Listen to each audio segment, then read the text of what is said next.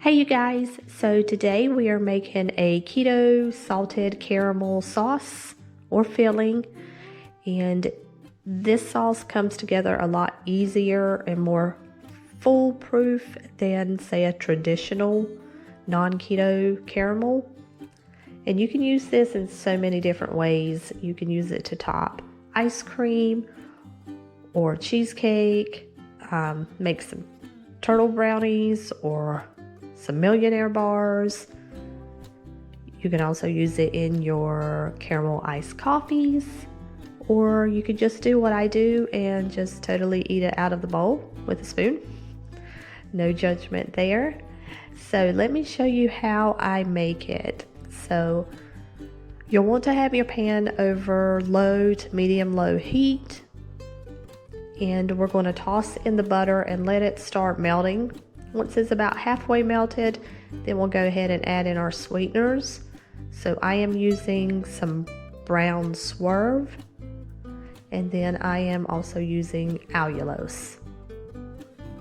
And the allulose will help to keep it soft, and it keeps the caramel sauce from recrystallizing.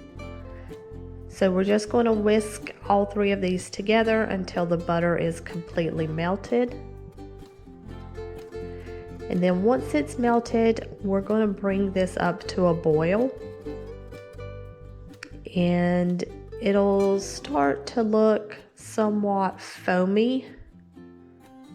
And once that happens, you'll just want to let it boil for about 3 minutes.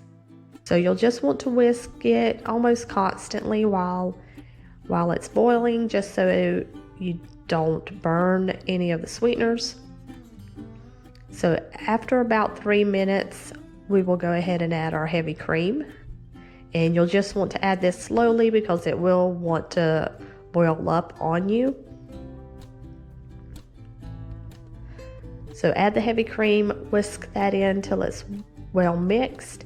And then we're going to add our nut butter. And I am going to be using some unsweetened peanut butter, but you could use almond butter or whatever nut butter you prefer. And it's just a small amount. It's about 1.5 teaspoons. And this will help give the caramel some body, and it will also help it hold together so that it doesn't split later. So it's just enough to hold the caramel together, but you don't really taste it in the final product. However, if you do want more of a peanut butter flavor, you could add more peanut butter to it.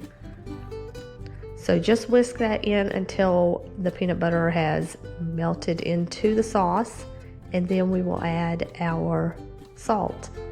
And I add anywhere from about 1/8 to 1/4 of a teaspoon. I like a nicely salted caramel, but just start with a little bit and add it to your liking.